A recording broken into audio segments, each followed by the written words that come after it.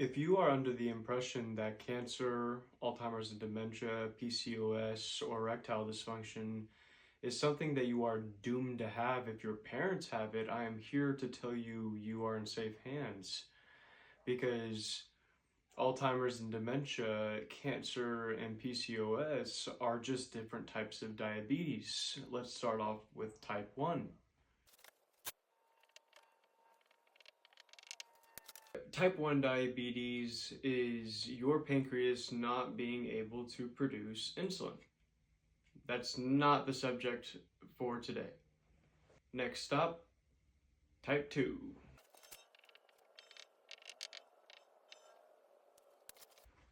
If you have type 2 diabetes, that means you are insulin resistant. To put that into perspective, if you drink coffee every single day, multiple times a day, you would become coffee resistant. Cannabis users know this well. This is called a tea break, where you take a tolerance break, because if you smoke weed every single day, you will become weed resistant.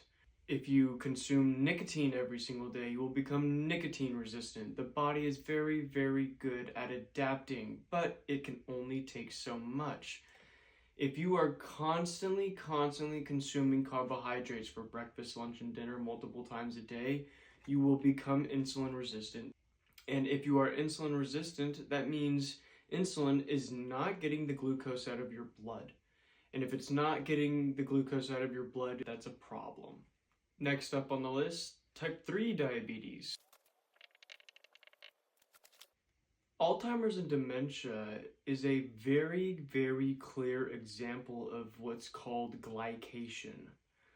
Glycation is when insulin is doing such a bad job at getting the glucose out of your blood that it starts killing your cells in your brain.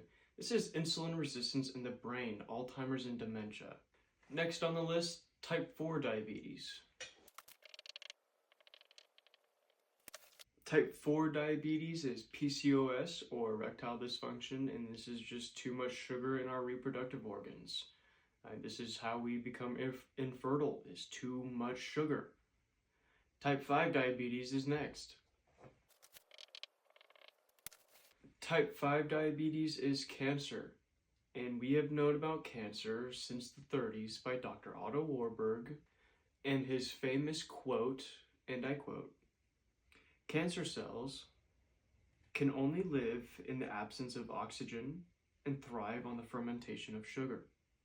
They need an exorbitant amount of glucose." Exorbitant just means excessive or too high. So how much is too much? Well, let's keep in mind that there is 4 to 5 grams of glucose in your blood at all times, every single day, until you die 24 hours a day. Your liver does this, and it does it really well. It's what I'm doing right now, and I haven't had a carbohydrate since my birthday, April 25th of this year. Before that, it was January. This is how other carnivores do it as well. It is called gluconeogenesis. So if you have more than 4 or 5 grams of glucose, that's a problem. And if you have less, that's also a problem, known as hypoglycemia. If you have hypoglycemia, your body reacts in ways as well. Now introduces insulin's opposite, which is glucagon. While insulin wants to get the glucose out of your blood, glucagon wants to raise the glucose in your blood. Glucagon is released from the pancreas and then sends signals to your liver to break down glycogen, which is stored glucose, for it to be used in the bloodstream. Epinephrine or adrenaline. Your adrenal glands will release epinephrine to stimulate glucose release from the liver and raise blood sugar very quickly.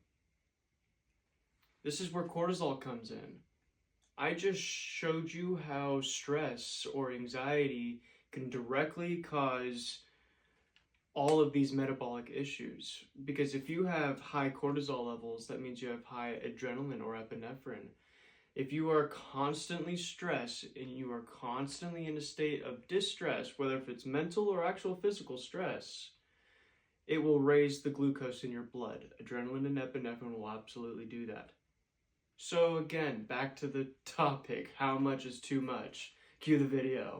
So you're toasting your kidneys, you're toasting your brain, you're toasting your eyes, every single corner of the body. And that's just one aspect of the glucose metabolism. The crunch time for me was when I had a guy in his 40s that I was considering amputating both of his lower limbs. I ended up amputating one of them. And he was sitting there in hospital eating ice cream. The pathology within his limb didn't happen on that last week. It had built up over decades. If you have more than 4 grams of carbohydrate at one hit, it's going to affect the lining of every blood vessel. It damages that. If it goes above 4 grams, you'll produce insulin. Insulin also is an inflammatory hormone. It's also a growth hormone which stimulates cancer. We're not talking about very much. And this might seem somewhat extreme. I'm talking about a bite of an apple. Another question that people ask is, well, what do I eat? Everything seems bad.